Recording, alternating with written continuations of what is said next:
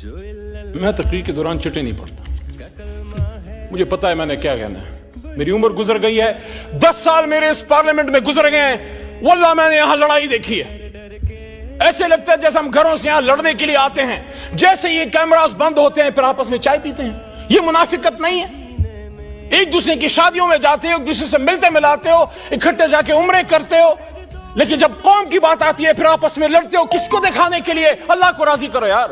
عزت ذلت عمران خان، نواز شریف یا زرداری کے ہاتھ میں نہیں ہے، عزت و ذلتوں کا مالک وہ ہے جس کی 100 نام اوپر لکھے ہوئے۔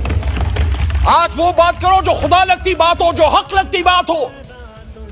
ایبٹ آباد ڈویژن میں جناب چیئرمین صاحب، میں ایک ایک شہید کے گھر گیا ہوں، چھوٹا بھائی ادھر بیٹھا ہوا تھا عطا تارڑ صاحب، اس وقت نہیں ہے، میں ان کو کہتا ہوں عطا بھائی میں آپ کو ہاتھ سے پکڑ کے میری گاڑی میں، اس میں میرا اپنا ذاتی پیٹرول ہے، میرے ساتھ چلیں، کم از کم جن شہیدوں کو میں جانتا ہوں ان کے قبروں پہ میرے ساتھ جائیں، اور میرا آپ سے وعدہ ہے رینجر کا شہید آپ کا نہیں میرا بھی شہید ہے، اکٹھے رینجرز کی شہادتوں دعاؤں پہ بھی جائیں گے۔ لیکن ایبٹ آباد ڈویژن نتھیا گلی کے ٹاپ میں ایک پہاڑی کے سرے پہ ایک نوجوان مبین ملک کی جو شہید ہوا ہے یہاں، اور اس کی جو گولی باڈی پہ لگی ہے وہ آر پار نہیں گئی، اس میں ایک بولٹ وونڈ ہے، اور یہاں لائرز بیٹھے ہیں، مروت بیٹھا ہے پیچھے، مروت صاحب بیٹھے ہیں، آپ بھی لاء کے اسٹوڈنٹ ہیں۔ جب باڈی سے گولی آر پار نہیں جاتی اس کا کیا مطلب ہے؟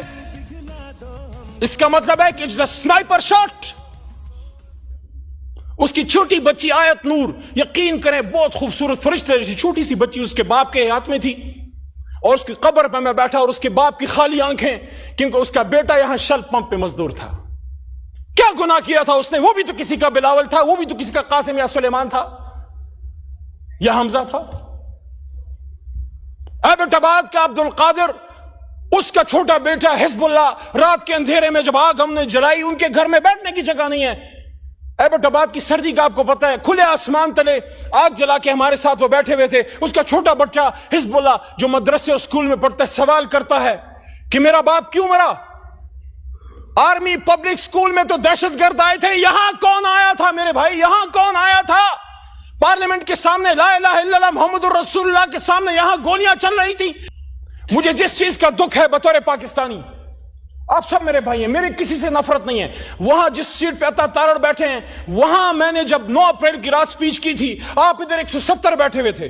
مجھ سے اکثر پوچھا جاتا ہے تمہیں ڈر نہیں لگ رہا تھا اس رات؟ تم اکیلے تھے اور یہ 170 تھے۔ میں نے کہا میں ان کو دشمن نہیں، صرف ایک سیاسی مخالف سمجھتا ہوں، مجھے ان سے کوئی ڈر نہیں تھا۔ لیکن مجھے جس چیز کا دکھ ہے وہ یہ ہے کہ جو یہاں ڈی چوک پہ شہید ہوئے ہیں آغا صاحب، ان کی نہ صرف جان گئی ہے بلکہ ان کا مان بھی ٹوٹا ہے۔ میں دل کے درد سے یہ کہہ رہا ہوں، ان کو یہ پتا تھا کہ گرفتار ہو جائیں گے، آنسو گیس چل سکتی ہے، لاٹھی چل سکتی ہے، ہاتھ پیر ٹوٹ سکتے ہیں، لیکن جو گولی ہم نے ان کو ہندوستان پہ چلانے کے لیے دی ہے وہ میرے سینے سے آر پار کبھی نہیں ہوگی، کبھی نہیں ہوگی، کبھی نہیں ہوگی۔ یہ گولی تو ان لوگوں کے لیے ہم نے تمہیں دی ہے کہ جو لوگ سری نگر میں مسلمانوں کا خون بہاتے ہیں، یہ گولی پاکستانیوں پہ چلانے کے لیے نہیں، یہ گولی پاکستان اور اسلام کے دشمنوں پہ چلانے کے لیے ہے۔ اور آج ہم سے بات کی جاتی ہے کہ بتاؤ، ہمارے پشتوں میں کہتے ہیں مڑم شمو پڑم شم، مار بھی دیا اور میں ہی گناہگار۔